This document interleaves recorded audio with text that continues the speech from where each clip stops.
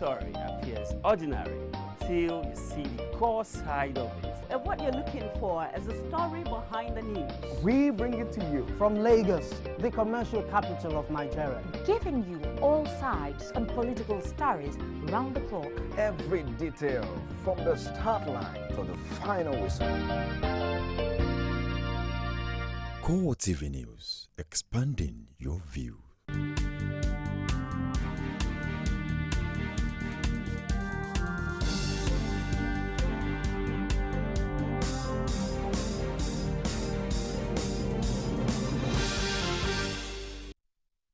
Hello there, welcome to CoreTv News at 7. I am Gift Ogete.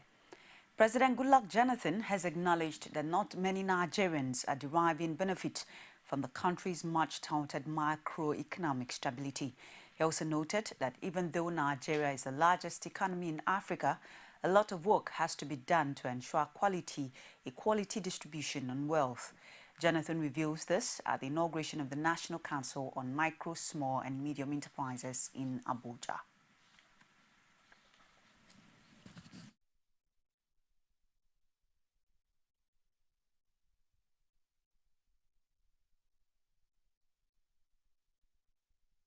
For all of our people, that we indeed become a land of opportunity for all, and a land where hopes become reality, regardless of who you are, where you hail from, or whatever beliefs you share.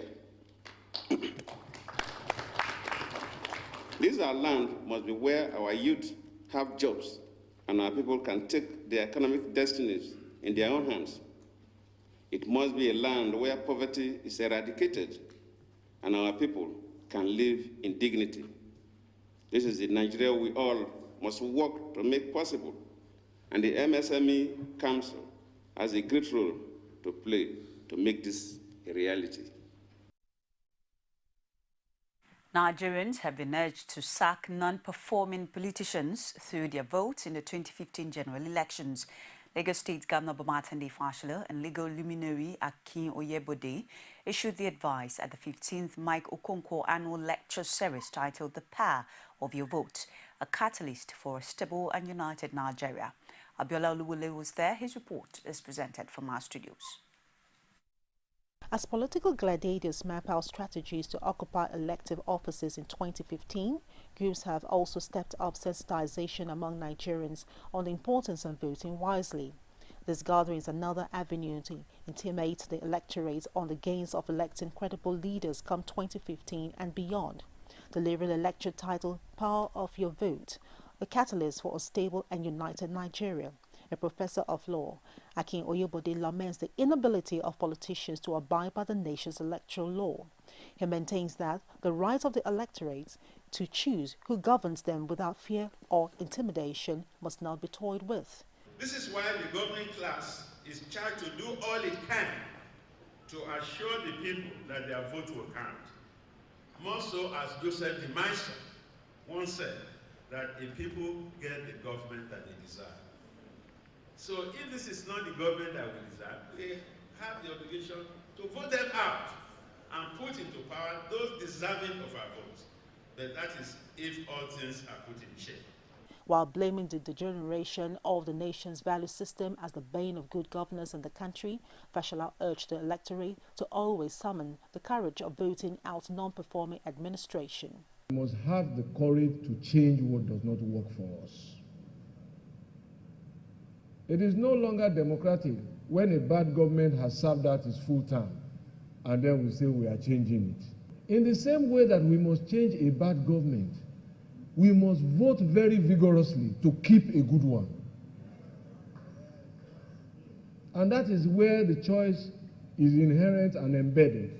As activities for the next general elections gear up, all Nigerians are asking for credible elections that will guarantee them improved living standards.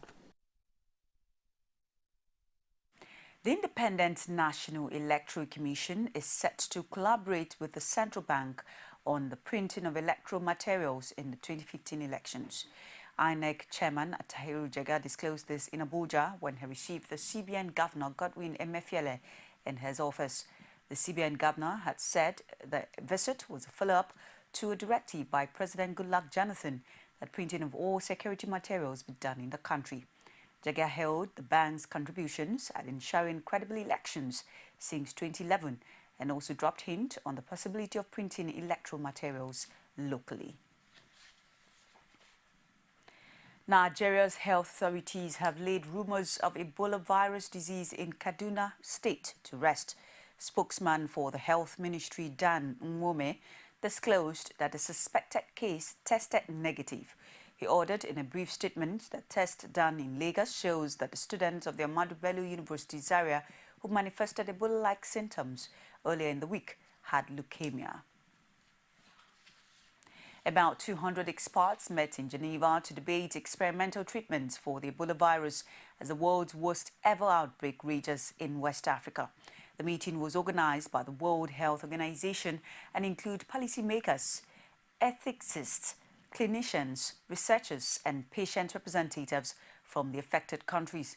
The meeting aims to review and evaluate the current development of therapies and vaccines for the virus, inform authorities of affected countries about treatment available, and cease contact between countries affected by the disease and countries producing treatments. What can we all do in order to have this unproven medicine? And I want to stress this point. What we'll be discussing at this moment is unproven, is the hope of what we're going to have. How can we take the things which are the most promising of these unproven medical products and make sure that they are developed with the highest speed possible? So develop in terms of getting them to registration and develop in terms of putting them in the treatment center as much as possible in order to make a difference in the life of people. Then we will go into the plan, from the plan to what support is needed from everybody, from governments, from funding agency. How can we have this plan move this unproven medicine to medicines who are experimented in the field to make an impact, possibly on the epidemic, but possibly and certainly also on the life of the people who have to fight the epidemic. The World Health Organization says that more than 1,900 people have now died of Ebola in West Africa, warning that the world's worst ever outbreak of the virus is still gathering pace. Global health experts have stepped up their warnings in recent days that world leaders need to do more to address the epidemic, which is most prominent in Guinea, Sierra Leone and Liberia. The latest toll represents a significant increase from the 1,552 deaths and 3,069 cases reported by the Geneva-based organization just days ago. The number of deaths is higher than the total fatalities in all previous outbreaks combined. Senior United Nations System Coordinator on Ebola, David Nabarro, says the number could rise even higher. Nabarro says he hoped that the global response to the health crisis would soon bear fruit, especially in the hardest hit countries. Still on Ebola, meanwhile, Ebola cases in Nigeria have climbed to 18. This was after the sister of the late Port Harcourt doctor tested positive to Ebola. Health Ministry spokesman Dan Nwome says in a statement that 4 out of the 18 were recorded in Port Harcourt. Nwome also quotes Health Minister Onyebuchi Chukwu as saying that the total number of Ebola patients currently under treatment is 2. One in Lagos and another one in Port Harcourt isolation ward. In addition, 41 people are currently under surveillance in Lagos, while Port Harcourt has 255. He added that 320 contacts have been discharged in Lagos after they were observed for 21 days. The minister also debunked rumors of EVD cases outside Lagos and Port Harcourt.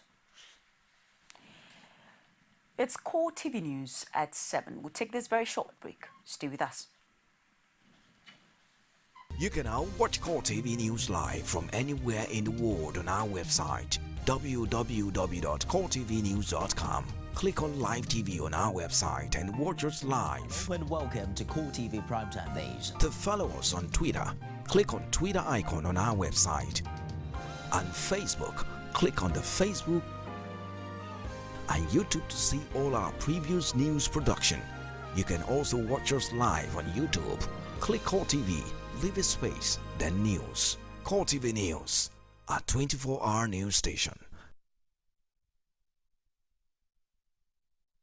Welcome back. It's CoreTv News at 7. Still on Ebola, Rivers State Governor Rotimi Amechi has assured residents in the state of his government's readiness to curtail further spread of the Ebola virus disease. Amechi promised that Rivers is going to contain the disease, just like the Lagos State government. The diplomat was unfair to Rivers people. The day he came into Port Harcourt, we got wind of it. We called him to ascertain whether he was in Port Harcourt. He denied he was not in Port Harcourt. 5 days after, he surfaces in Lagos. And in Lagos again, he was asked if he was in Port Harcourt. He denied. He was left alone, after which, 3 weeks after, the doctor died. Then the wife calls to say the husband died of Ebola. Now, within that 3 weeks, there was a child naming ceremony organized by the man. I don't know whether he was on a suicide mission. After the child naming ceremony, for which a lot of people came for the ceremony, when he died, the wife allowed people to come and pay condolences, even though she knew the consequences of Ebola. It was unfair, absolutely unfair. But again, as a governor, the issue is not to cry about spilled milk; it's to find solution. We've been tracking and tracing both primary and secondary contacts. We've been able to bring in 200. When we say we've quarantined, there's no particular house where you quarantine everybody. It is that you are not allowing them any freedom to move around so that they don't affect anybody when they present symptoms. Now, 3 persons have presented symptoms. We've taken the 3 persons into the isolation ward. And after that, we'll commence treatment. So that's where we are. To other matters now, former Borno State Governor Ali Modu Sheriff says he's prepared to face any panel in a bid to clear himself of links to Boko Haram. He also reaffirmed his readiness to sue the Australian negotiator Stephen Davis, who claimed that the insurgents identified the former governor as their main sponsor. Sheriff said at a news conference in Abuja that he has always been opposed to Boko Haram's ideology and could not be a sponsor of a group he banned in 2010.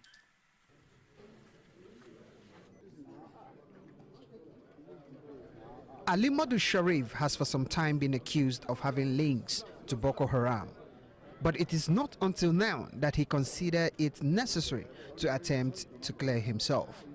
The news conference was touted as an impromptu briefing, but the former Borno State governor came prepared with a 23-page statement to disprove what he described as media campaigns linking him with Boko Haram. He was clearly angered by the recent claims by the Australian negotiator Stephen Davis and raised a few posers. The posers here are, why was the face of the said Davis not shown in all the 3 interviews he granted? It is rather curious that the said interviewer was available only to this day newspaper, both of which was owned by the same person. Both the radio and the televisions are the same owners. Why couldn't other viewers in London have access to this controversial interview? Of what particular interest is the said Davis have in the politics of Nigeria? But he rose in defense of prominent APC leader. Keen to dissociate himself from a group he branded murderous, Sharif maintained that Boko Haram predated his administration. He added that he has always been opposed to the sect and had no problem banning it in 2010 after vicious attacks on police personnel and facilities. This, according to him, made him a marked man as well as one of the biggest victims of Boko Haram atrocities. Among those killed directly in my family are my younger brother, same mother, same father with me by Boko Haram, Alhaji Goni Mustafa Sharif, former chairman of our party, the ANPP then in the state, who is also my cousin, Alhaji Awagana Ngana. All my friends, close associates, were called in cool blood by this terrorist group. My candidate for the 2009-2011 governorship election, Alhaji Modu Fanami Gobiao, was also killed. The politician, who was until recently a leading member of the All Progressive Congress, believes that his former colleagues had an ulterior motive for linking him with the insurgents. He accused APC of acting out a well-rehearsed script and added that he was prepared to clear himself. I am prepared to face any panel in the world. So if people are deliberately writing stories for their personal reasons, they are at liberty. There is a press freedom, and they can write, and they're so powerful that nobody can fight them. Sharif dismissed allegations that he was a PDP mole by stressing that he had never lost any election in Borno State to the ruling party in spite of its federal might. He also wondered why the APC chairman begged him not to defect after he made his intentions known if he was indeed a liability in the ranks of the opposition. Boko Haram insurgents have captured another territory in Yobe State after engaging in a fierce battle over Bama, a town not far from Maiduguri in Borno State. CoreTv News learned that the newly captured town was taken over by the insurgents without any resistance. Witnesses say the town has no Nigerian troops guarding it. Meanwhile, the insurgents have killed 2 policemen after an attack on Toro local government area in Bauchi State. The police officers were reportedly shot and killed and their guns stolen by the attackers at the mining station in Magama, Gumwa.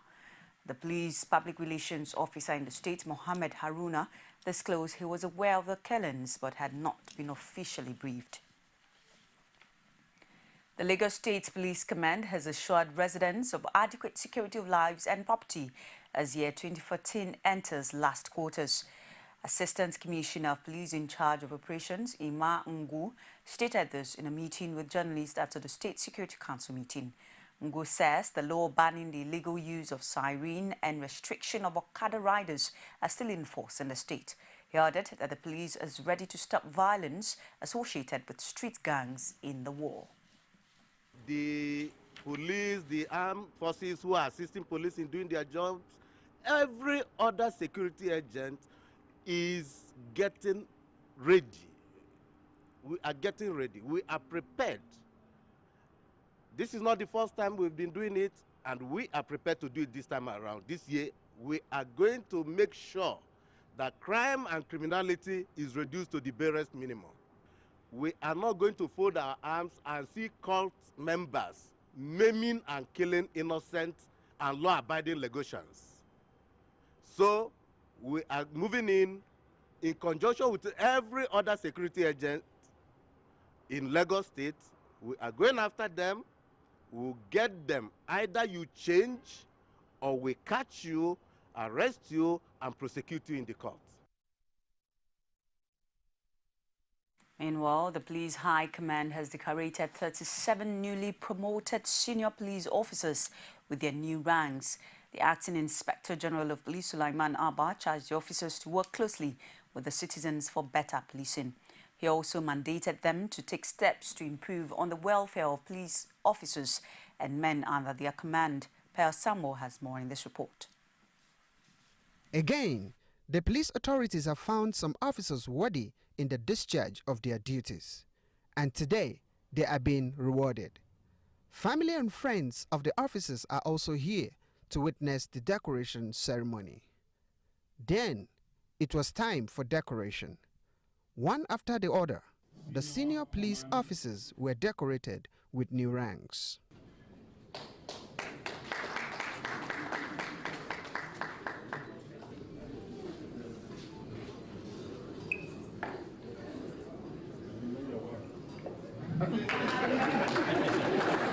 Inspector General Suleiman Abba says, providing adequate security for Nigerians should be the watchword of all police officers and not material things.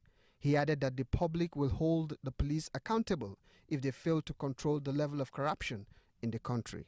That there are a lot of expectations on you, and whatever you do should be focused on attaining or satisfying those expectations.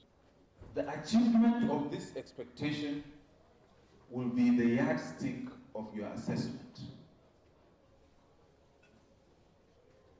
Because most times we missed it. We do miss it. There is no better assessment of a policeman or a police organization than its ability to control crime. Some of the newly promoted officers could not hide their feelings when they spoke with CoreTv News. Everybody's happy for us. Yes, we are very happy. I know we have a lot, we are carrying a lot on our shoulders, and well, the only thing we can do is to put in our very best to make sure that we do not disappoint the IG and its management team. We'll ensure that, we comply with the Constitution, prevention of crime. I feel promotion, the new rank, I feel splendid, excited. I look forward to the challenges. I'm happy, grateful to God. Well, I do not know the new office yet, but whatever it is the office of a commissioner of police, and I think I am ready for it. Well, I feel elated, I feel exalted, I feel humbled. This is an indication that so much is expected from me, so much given to somebody, so much is expected. It is expected that I should redouble my efforts in whatever I'm doing, be more focused, be more committed, be more dedicated to the police mandates, and to do my job diligently. Among those promoted are 30 commissioners of police, out of which 3 are women. 7 others, including police spokesman Emmanuel Ojukwu, are now acting commissioners of police. Pius Samuel, CoreTv News, Abuja. The federal government has blacklisted a contractor for abandoning an electricity project in Ebonyi State after collecting mobilization fee. The project is designed to boost power supply in Ebonyi and parts of Cross River State, but the firm, whose name was given as Messrs. Techno Electric and Engineering Company, disappeared after collecting a 15 million mobilization fee in December 2010. Briefing newsmen after the weekly Federal Executive Council meeting, Minister of State for Power Mohammed Wakil said the company directors have also been barred from setting up any other firm in the country. The government has, however, rewarded the contract for the power project to another company for $5 million. On 1st of December 2010, Council awarded this contract to Messrs. Techno Electric and Engineering Company. But because of non-performance, the contract has been terminated and awarded to a new contractor, Mrs. North China Power Engineering Company Limited, and NCEP Nigeria Limited as the subcontractor for the project. And due diligence has been followed, and the memo has been presented to Council, and Council has approved for this extension. And actually, by this project, the expectation and objective is to enhance socio-economic development of Ebonyi and Cross River State through the improved quality of power supply and customer service delivery.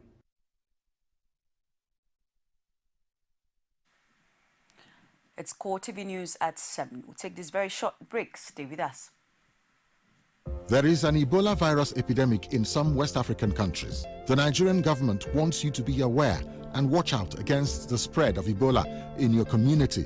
Help keep our country safe and watch out for severe cases of fever, headaches, diarrhea, chest and abdominal pain, sore throat, cough, red eyes and bleeding from the eyes, ears and nose, especially when these symptoms are found in persons coming into Nigeria from other West African countries. Protect yourself. Wash your hands regularly with soap and running water or use a hand sanitizer. Avoid contact with the blood, urine, feces or saliva of animals like bats, monkeys, gorillas, chimpanzees or infected persons. The Ebola virus is deadly. Don't catch it. Don't spread it. This message is brought to you by the Federal Ministry of Information. It's CoreTv News at 7. The NATO summit is billed as the most important, with calls to stand up to Russia over Ukraine and confront Islamic State extremists. The Ukraine crisis tops the agenda, but the 28 leaders must also tackle new threats posed by Islamic State in Iraq and Syria and oversee a problematic withdrawal from Afghanistan. United States President Barack Obama and British Prime Minister David Cameron warned their allies not to dodge the challenge. They vowed to confront radicals in Iraq and Syria, saying they will not be cowed after the beheading of 2 U.S. journalists. Meanwhile, NATO faces another dilemma in Afghanistan, where the alliance is due to end its longest ever combat operation this year. NATO has no government to hand over as presidential elections have failed to produce a winner. That's CoreTv News at 7. Join us again at 9:45 for primetime news. In the meantime, enjoy the rest of our programs. I am Gift Orgete. Good evening.